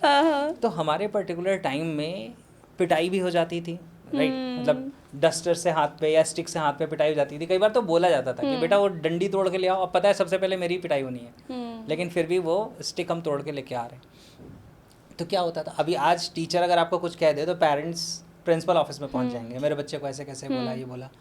तो क्या है कि हमने जो चीज़ें बना दी हैं वो इतनी ज़्यादा कंफर्ट जोन वाली बना दी हैं कि ज़रा सी चीज़ जो अनकम्फर्टेबल होती है वो बर्दाश्त के बाहर हो जाती है। राइट। तो क्या होता है कि अब एक बच्चे को सब कुछ बिल्कुल सजा के मिला हुआ है, उसके परसेंटेज ज़रा से कम आए, उसके बर्दाश्त के बाहर है। मेरे दोस्त के ज़्यादा आ गए, मेरे दोस्त से मेरे कम आ गए, राइट। मैं आपको एक और मज़ेदार किस्सा सुनाता हूँ अपने स्कूल लाइफ का। क्लास 12th की बात है, राइट। और सर सारी पोल पट्टी खोल हाँ, देंगे। अब इसमें नाम नहीं लूँगा, है ना। तो क्या है कि अब मेरे पास उसमें मोबाइल फ़ोन हुआ करता था, रिलायंस के नए नए मोबाइल फ़ोन आए थे। तो पहले की बात है जब नए नए वो 501 में आते थे, फिर वो बिल देना होता था। तो मेरे पास फ़ोन आया मेरे एक दोस्त का, और रोए जा रही है, 12th का रिज़ल्ट निकला उसके बाद। तो मैंने कहा क्या हुआ? तो मैं घर नहीं जाऊँगी। मैंने कहा हुआ क्या, ये तो बताओ, घर क्यों नहीं जाओगी? मेरे मार्क्स बहुत ख़राब आ गए। और रोए जा रही है। मैंने कहा कहाँ हो? तो बनारस मेरा होम टाउन है। तो उसने बोला संकट मोचन में हूँ। संकट मोचन एक मंदिर है। मैंने कहा अच्छा। मैंने कहा वहीं रुको, मैं आता हूँ। और मेरे पास उस समय क्या, शायद मेरे भैया की हीरो होंडा थी, 100 SS कहते थे उसे, CD 100 SS, या तो वो थी या मेरे पास मेरी अपनी मोपेड थी, हीरो पुक, मुझे याद नहीं, दोनों में से कोई एक थे। मैं पहुँचा वहाँ पे। अब वो रोए जा रही है, मैं उसे चुप करा रहा हूँ, चुप हो जा, क्या हुआ? तो मेरे मार्क्स बहुत कम आए। कितने कम आए? 74% आए हैं, है ना। मैंने कहा 74% तो कम नहीं होते, बहुत ज़्यादा हैं। कहाँ से तुम्हें कम लग रहे हैं? तो मेरी कज़न के 75 या 76% आ गए हैं, है ना। तो मैंने कहा तुम्हारी कज़न के 75-76% आ गए तो इससे क्या हो गया? तो नहीं, मैं अपने पापा को कैसे मुंह दिखाऊंगी, अपने पापा को कैसे फेस करूंगी। अब संकट मोचन जो मंदिर है वहाँ पे स्थिति क्या है, एक लड़की 12th क्लास की रो रही है, मैं चुप करा रहा हूँ और लोग देख रहे हैं। उन्हें क्या लग रहा है? उन्हें लग रहा है कि कुछ और ही किस्सा होगा, कुछ और ही कहानी है, कुछ और ही कहानी होगी। लड़की क्यों, मुझे लग रहा है मेरी पिटाई ना हो जाए भाई कि ये रोए जा रही है और मैं चुप करा रहा हूँ, है ना। फिर मैंने क्या किया, मैंने उसके पापा को फ़ोन किया। बोला कि अंकल देखिए वो यहाँ पे है, ऐसे है, रो रही है, परेशान है, आप आइए उसको आके ले जाइए, मैं हूँ यहाँ पे अभी तब तक। बोले तुम्हारे कितने आए हैं? मैंने कहा उससे बहुत कम है। तो कह रहे तब क्यों रो रही है? तो मैंने कहा क्योंकि उसकी अपने कज़न से कम आए, मेरे से नहीं कंपटीशन है उसको, है ना। उसको ये लग रहा है कि मेरे पापा को लगेगा कि कज़न के ज़्यादा आ गए। तो ये सारा सिचुएशन था। तो इतना ज़्यादा प्रेशर किस चीज़ का? क्योंकि पेरेंट्स जो हैं कभी ना कभी उन्होंने कहा होगा कि उससे तुम्हारे ज़्यादा आने चाहिए, या देखो उसके ज़्यादा आ गया। वो कंपटीशन, वो प्रेशर, तो कई बार इसमें रोल पेरेंट्स का भी बहुत ज़्यादा है। पेरेंट्स के माइंड में क्या है? Child first means parent first. मेरा बच्चा फर्स्ट आ गया तो इसका मतलब मैं समाज में फर्स्ट आ गया। तो इसकी वजह से कई बच्चे उस चीज़ को एक्सेप्ट नहीं कर पाते। वो फिर उनको लगता है कि मेरे पेरेंट्स की बेइज्जती हो गई, इससे अच्छा तो मैं दुनिया से चला जाऊँ। सर कई बार तो ऐसा होता है कि बच्चों को इफ़ेक्ट नहीं होता लेकिन पेरेंट्स को ज़्यादा इफ़ेक्ट हो जाता है। तो मुझे भी याद है 10th में मेरे भाई का परसेंटेज आया था, तो उसको इतना इफ़ेक्ट नहीं हुआ, बट मम्मी बेहोश हो गई थी ये बात ही सुनकर, और इतना रो रही थी। तो कई बार बच्चों को इफ़ेक्ट नहीं होता तो पेरेंट्स को हो जाता है, तो इससे भी बच्चे टेंशन में आ जाते हैं। हाँ सर, वैसे मैं जानना चाहूँगी कि NLP में सबसे हेल्पफुल कौन सी चीज़ होती है? मतलब अवेयरनेस या फिर लैंग्वेज या बॉडी पैटर्न, क्या सबसे ज़्यादा हेल्पफुल होता है? NLP जो है ना, वो कॉम्बिनेशन है माइंड एंड बॉडी का। मतलब NLP एक ऐसी टेक्नोलॉजी है जो आपको माइंड और बॉडी के कॉम्बिनेशन को यूज़ करना सिखाती है in the best possible way. इसीलिए हम NLP में कहते हैं कि mind and body form a system, they are different expressions of the same person. तो आपको NLP ऐसी बहुत सारी स्किल्स बता देती है, सिखा देती है कि जिसमें आपको अपनी बॉडी लैंग्वेज को कैसे कैरी करना है, कैसे होल्ड करना है, कैसे आपको यूटिलाइज करना है, और साथ साथ अपने माइंड की प्रोग्रामिंग को कैसे चेंज करना है, आपको अपने थॉट पैटर्न्स को कैसे अल्टर करना है। ये सारी चीज़ें NLP सिखाती है। तो NLP बहुत ज़्यादा पावरफुल इसी वजह से हो जाती है और बहुत इंस्टेंट हो जाती है, क्विक हो जाती है। मतलब मैं आपको बताता हूँ, मैंने बहुत बार लोगों को ये टेक्निक कराई है, और यूट्यूब पे भी मेरी वीडियोस पे अवेलेबल है, जहाँ पे मैं स्टेज पे काफ़ी लोगों को करा रहा हूँ कि कोई पेनफुल पास्ट मेमोरी है, ज़िंदगी में कुछ हुआ जिसकी वजह से आप परेशान हैं, और वो शायद मेमोरी आप लास्ट 10 ईयर्स से 15 ईयर्स से कैरी कर रहे थे, और वो विदिन 7 to 10 मिनट्स लोगों की पावरलेस हो जाती है NLP टेक्निक से। 7 to 10 मिनट्स में पावरलेस हो जाती है। मीन्स वही मेमोरी जो आपको 1 से 10 के स्केल पे 7 या 8 पे डिस्टर्ब कर रही थी, जिस पे आप बहुत ज़्यादा अनकंफर्टेबल थे, उसका ड्रॉप होके लेवल 2-3 तक आ जाता है। दैट मीन्स अब आपको वो मेमोरी की तरह याद है, लेकिन आप उससे डिस्टर्ब नहीं हो रहे। तो इतना फास्ट चेंज कर सकते हैं हम अपने माइंड की प्रोग्रामिंग को, अगर हम NLP को सही तरीके से यूज़ करते हैं। और NLP is the language to influence also. जैसे अभी मैं आपसे बात कर रहा हूँ, शायद आप फील कर रहे होंगे कि ये कन्वर्सेशन कई घंटे भी चले तो कोई प्रॉब्लम नहीं। हाँ एग्जैक्टली Right? मैं सोच रही थी कि टाइम का ध्यान देना पड़ेगा, अदरवाइज हमारे कॉन्वर्सेशन बहुत लॉन्ग जाने वाले हैं। वो शाम तक चलती रहेगी। right? तो क्यों? क्योंकि जो कम्युनिकेशन है इसके पीछे NLP मैं यूज़ कर रहा हूँ, जानबूझ के नहीं कर रहा हूँ आज के समय। आज ये ऑटोमेटिकली हो रही है, आपके हैबिट में है। हाँ, वो अनकॉन्शियसली हो रही है। क्योंकि जिस तरह से हम शब्दों को यूज़ करते हैं, जिस तरह से बॉडी लैंग्वेज को यूज़ करते हैं, NLP वो सारी चीज़ें सिखाती है that how you can communicate effectively, how you can communicate efficiently, कि आप सामने वाले को भी इन्फ्लुएंस कर सकते हैं। वैसे सर पॉडकास्ट इतना अच्छा जा रहा है, मन तो नहीं कर रहा है कि मैं आपको बोलूं कि सर हमें Conclude टाइम करना का चाहिए। ध्यान देना पड़ेगा, बट स्टिल लास्ट क्वेश्चन एक ये मैं पूछना चाहूँगी सर कि कोई भी ऐसी एक्टिविटी जो एवरी डे हर एक पर्सन को अपने लाइफ में ऐड करनी चाहिए NLP के थ्रू। देखो क्या है कि आप अपना बेस्ट वर्जन बनना चाहते हैं, अगर आप अपना बेस्ट वर्जन बनेंगे तो आपकी ज़िंदगी के हर एरिया में आपको फ़ायदा मिलेगा। तो एक चीज़ जो हर इंसान को करनी चाहिए वो ये है कि आपको अपनी वो इमेज क्रिएट करनी चाहिए, यानी आपका वो वर्जन जो अपनी सपनों की ज़िंदगी जी रहा है, जो अपनी ड्रीम लाइफ जी रहा है या जी रही है। अब उसमें आप रिजल्ट्स देखिए कि क्या रिजल्ट्स हैं, मतलब आपकी हेल्थ कैसी है, आप कितने सक्सेसफुल हैं, आपके पास किस तरह की लाइफ स्टाइल है, यानी आपकी वेल्थ कितनी है, आपके रिलेशनशिप्स की क्वालिटी कितनी अच्छी है, उसमें आप लोगों को विजुलाइज कर सकते हैं जिनको आप प्यार करते हैं, और आप कितने डाउन टू अर्थ पर्सन। ये 5 का कॉम्बिनेशन होता है dream life, health, wealth, success, relationship and spirituality. तो ये 5 के कॉम्बिनेशन, यानी अपना बेस्ट वर्जन देखिए जो ये 5 एरियाज़ में बहुत कमाल की ज़िंदगी जी रहा है या जी रही है। और जब आपके सामने वो इमेज आ जाए तो उसको विजुलाइज करिए, उसमें आपको कैसे कॉम्प्लीमेंट सुनने को मिलेंगे वो सुनिए, कैसी फीलिंग होगी वो फील करिए, और उसके बाद उस इमेज को अपने अंदर इंटरनलाइज करिए। दैट मीन्स वो इमेज और आप दोनों मिलके क्या हो रहे हैं, एक हो रहे हैं। तो ये क्या करेगा, ये आपके माइंड के पैटर्न्स को बहुत जल्दी चेंज करना शुरू करेगा। जो आपने फर्स्ट इनिशियली आइडेंटिटी का सवाल पूछा था ना, तो ये आइडेंटिटी को शिफ्ट कर देगा। तो आपकी आइडेंटिटी हर रोज़ बदलती जाएगी, यानी कि अपग्रेड होती चली जाएगी। You will become your better version every day.